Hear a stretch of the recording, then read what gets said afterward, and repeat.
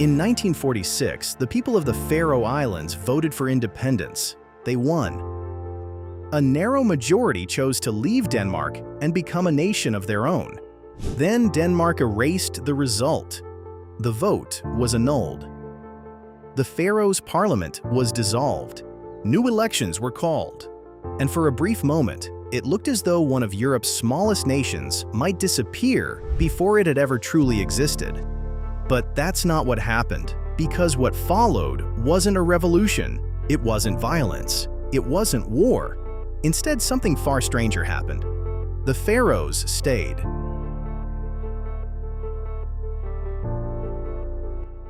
Generation after generation, they stayed. On 18 windswept islands in the middle of the North Atlantic,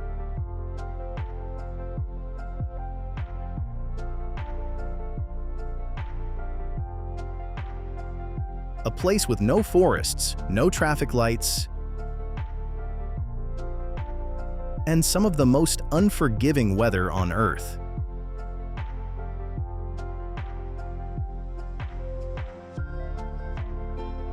Which raises a question: why would anyone choose to build a life here? To understand the answer, you first have to understand what these islands feel like. Imagine driving along a road that disappears into a cloud.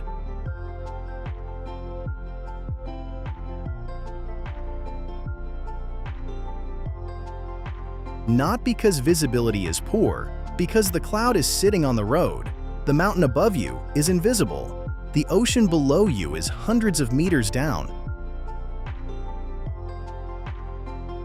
And the wind coming off the Atlantic is strong enough to make you grip the steering wheel a little tighter.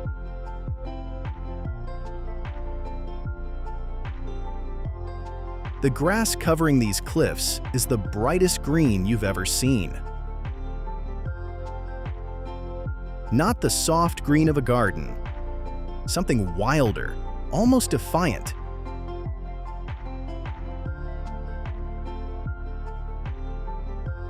As if the islands themselves are challenging you to call them uninhabitable. This is summer.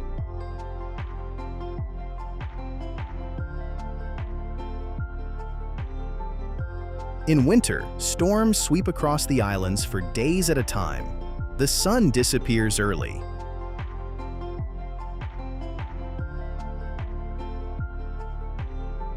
The ocean turns dark.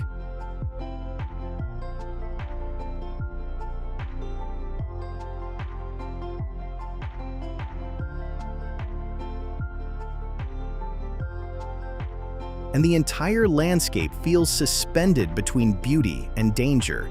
Yet more than 53,000 people call this place home, not temporarily, not reluctantly, by choice.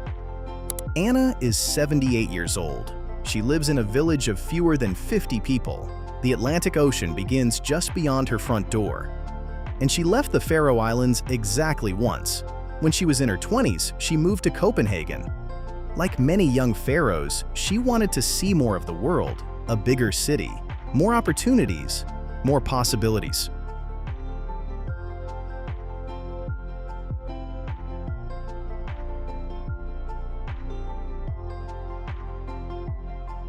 For a while, she thought she had found exactly what she was looking for, but something felt wrong. Years later, she would describe it in a surprisingly simple way. Nothing around her felt connected.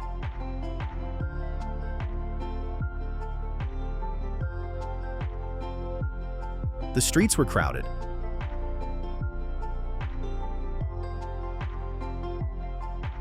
The city was beautiful, but everyone seemed to be moving towards something that never arrived.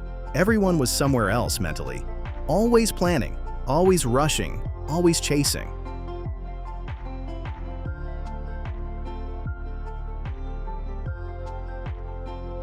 One year later, she came home. She has never left again. And in many ways, Anna's story is the story of the Faroe Islands themselves. Because the first people who came here weren't escaping isolation, they were looking for it. Long before the Vikings arrived, Irish monks crossed dangerous seas searching for what they called a desert in the ocean, a place so remote that the outside world could no longer distract them, a place where silence itself became a companion. They found these islands, and they stayed. Then came the Norse settlers, the Vikings. They brought sheep. They built farms on narrow strips of land between mountains and sea, and they created a society shaped by two forces, the land and the ocean. For more than 1,000 years, those were the only options. You worked the cliffs and valleys, or you sailed into the North Atlantic hoping the sea would allow you to return. Survival was never guaranteed. It had to be earned. Every day, most societies spend centuries trying to conquer nature. The Faroes learned something different. You cannot conquer the North Atlantic. You can only live alongside it. The ocean did not become their enemy. It became their neighbor. Powerful, unpredictable.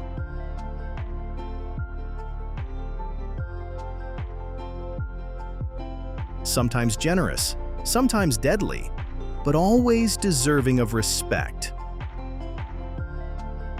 That relationship with nature still defines life here, and it helps explain what happened after 1946. Quick pause. I recently started this channel to take you to the world's most extraordinary and hidden places.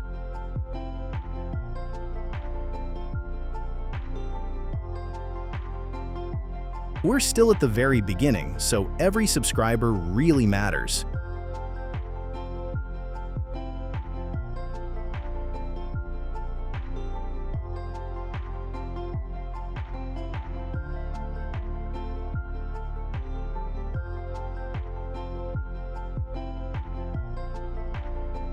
If this kind of content helps you understand the world better, consider subscribing.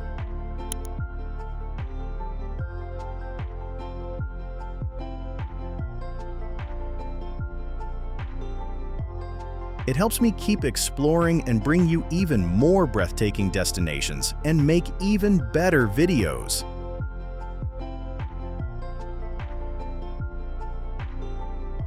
Thanks. Now let's keep traveling together. When the Faroes saw their vote overturned, many feared something deeper than political defeat. They feared becoming invisible, so they responded the only way they knew how, by holding tighter to who they were. Their language became their shield. For centuries, Faroese survived almost entirely as a spoken language, passed from one generation to the next, carried in stories, songs, and memory. After 1946, preserving that language became a mission. Schools embraced it. Writers expanded it. Musicians celebrated it. An entire people invested in the idea that if a language survives, a culture survives with it. And today, that language remains one of the strongest symbols of Faroes' identity. But language alone cannot explain why people stay. For that, you have to look at what keeps drawing them back. Every year, young Faroes leave these islands. They leave to study, to travel, to work, to experience the wider world.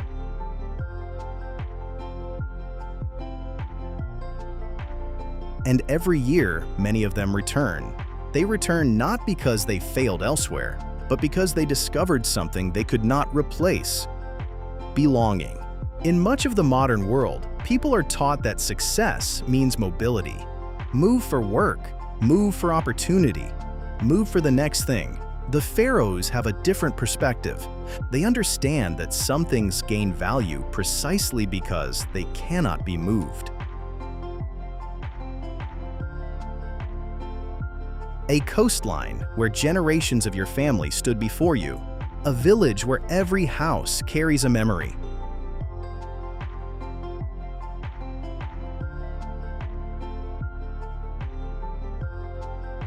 A landscape that feels less like scenery and more like part of your identity. The ground beneath your feet is your ground, and that feeling is becoming increasingly rare. The Faroe Islands are often described as remote. And geographically, that is true. But something unexpected happened in the modern era. The islands entered the 21st century without surrendering to it. High-speed internet reaches villages that seem impossible to reach. Undersea tunnels connect islands once separated by dangerous journeys. New businesses are emerging, new opportunities are appearing. The world arrived.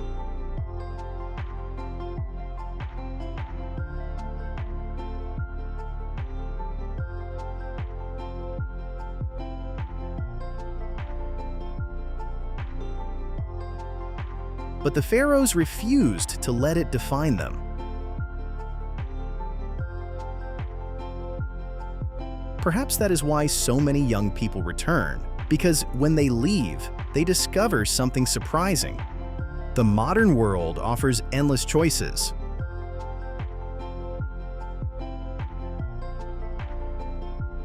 But endless choices often come with an unexpected cost. Nothing feels permanent. Jobs change. Cities change. Communities change. People become more connected digitally, while feeling increasingly disconnected in reality. Then they come home.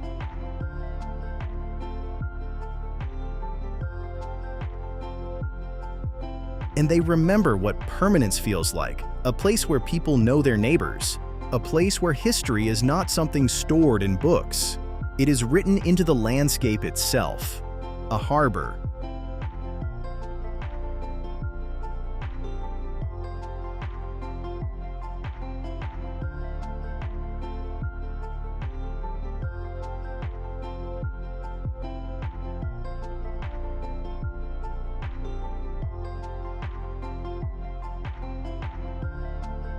A hillside, a cliff overlooking the Atlantic.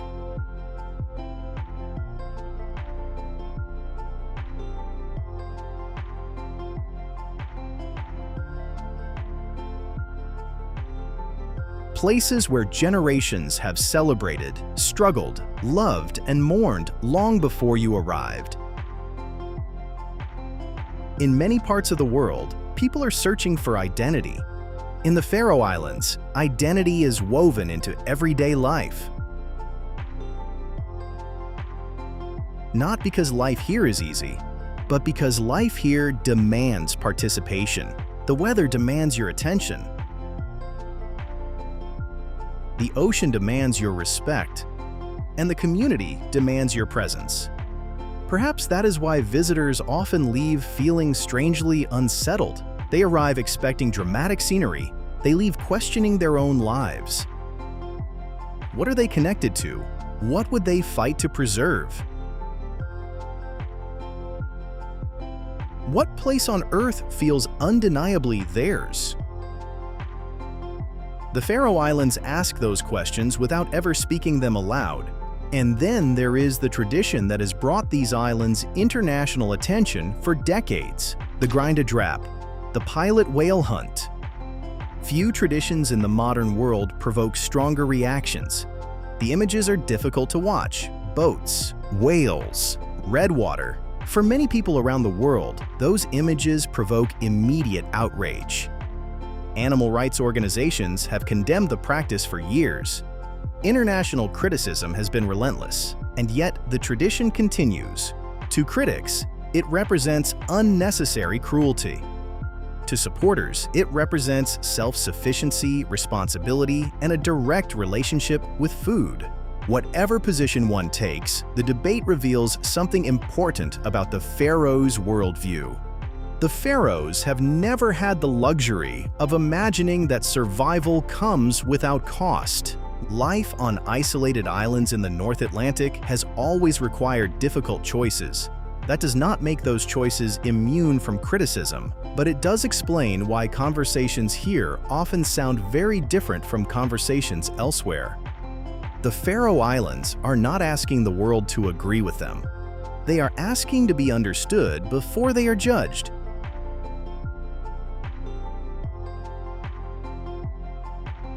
And whether you agree or disagree, there is something undeniably revealing about that tension. Because at its heart, the debate is really about a larger question.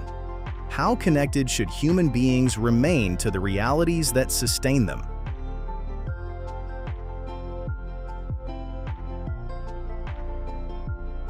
It is an uncomfortable question. The Faroe Islands are full of uncomfortable questions, and perhaps that is exactly why they stay with you long after you leave. Because these islands are not merely a destination, they are a mirror. A mirror reflecting ideas that much of the modern world has quietly abandoned. Resilience, belonging, responsibility, connection, the idea that where you live matters. The idea that roots matter. The idea that identity is not something you consume.